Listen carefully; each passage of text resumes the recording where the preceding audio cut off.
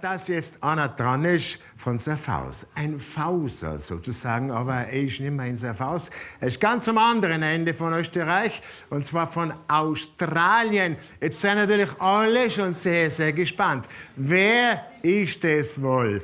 Melde dich bitte sehr. Wer warst jetzt du? Hallo, Arnold Mangot, ich rufe von Melbourne an. Und jetzt die Sendung jetzt eigentlich schon die ganze Zeit mitgeschaut, also tipptopp Stimmung heute. Ha? Ja, absolut. Schau dir an.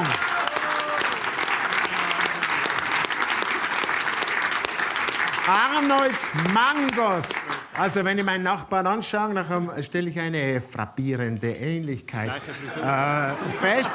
Ist das dein Bruder?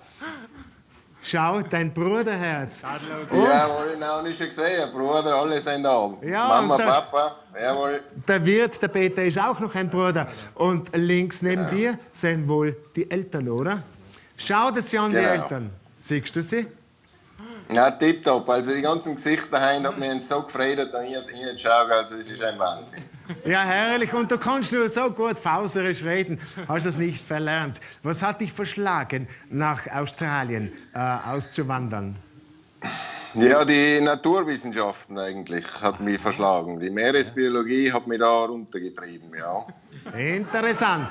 Aber wenn du solche Sendungen wie die heutige siehst und vor allem auch deine Brüder und die Eltern, dann kommt schon ein bisschen Heimweh auf, oder nicht?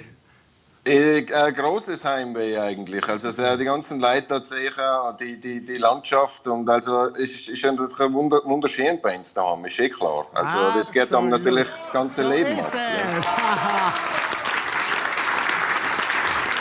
Und dann schick mir jetzt noch als Tupfen auf die Mies sogar noch ein Stickel nach Australien.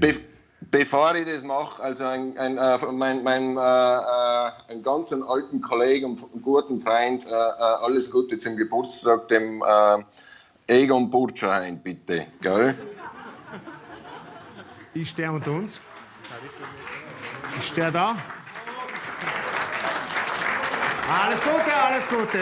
Wir schließen uns an. Und ich darf mir jung und frisch wünschen heute.